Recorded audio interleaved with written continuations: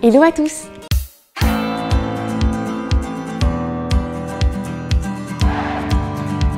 La semaine dernière, je vous ai présenté la lance d'Ebicador. Bravo à ceux qui ont eu juste. La lance d'Ebicador possède 3 types de jets. Le jet droit, le jet d'attaque et le jet diffusé. Aujourd'hui, on ne va pas parler d'un équipement pompier. Ah bon? Mais on va parler de quoi alors? On va parler des différentes techniques que les pompiers utilisent pour éteindre certains types de feux. Types de feu? Parce qu'il en existe plusieurs? Il existe effectivement plusieurs catégories de feux. Pour qu'il se déclenche, le feu nécessite la présence de 3 éléments. Ah ouais? Oui, c'est ce qu'on appelle le triangle du feu. Le feu a besoin de 3 éléments. Un combustible, par exemple du bois, du pétrole, du gaz, une énergie d'activation, une source de chaleur ou une étincelle par exemple, et un comburant, l'oxygène. Sans l'un de ces 3 éléments, il n'y a pas de feu. En fonction du type d'incendie, les pompiers ne l'éteignent pas de la même façon. Par exemple, s'il s'agit d'un feu de bois, on va venir refroidir le feu avec de l'eau afin de supprimer la source de chaleur qui est l'un des 3 éléments du triangle du feu.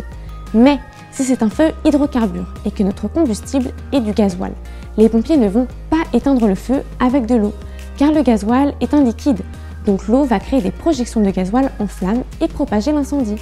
Il faut donc supprimer un autre élément du triangle du feu, l'oxygène. Mais comment on peut supprimer l'oxygène d'un feu? Et bien pour cela, on va produire de la mousse que l'on va diffuser sur l'incendie, afin de recouvrir entièrement et donc empêcher l'oxygène d'alimenter le feu. De la mousse? Mais dans la mousse, il y a des bulles, et dans les bulles, de l'air, et donc de l'oxygène. Bonne remarque. La mousse produite est dense et visqueuse. Les bulles composant cette mousse sont tellement collées les unes entre elles qu'elles viennent former une couche étanche à la surface de notre liquide enflammé, ce qui va séparer le combustible, le gasoil, et la source de chaleur, les flammes, du comburant, l'oxygène, l'air ambiant. Et la mousse, tu la fabriques comment? Avec du produit vaisselle? Non, pas de produit vaisselle ici. On va venir mélanger un agent moussant que l'on appelle l'émulseur à de l'eau et de l'air, ce qui va créer la mousse. Comment ça mélanger? Vous allez prendre une grande casserole pour mélanger les deux? C'est un peu plus compliqué que ça.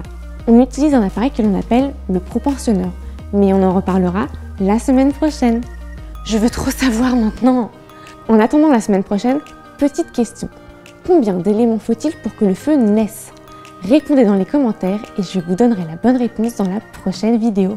Sur ce, à la semaine prochaine! Et n'oubliez pas de vous abonner pour ne louper aucune de nos vidéos.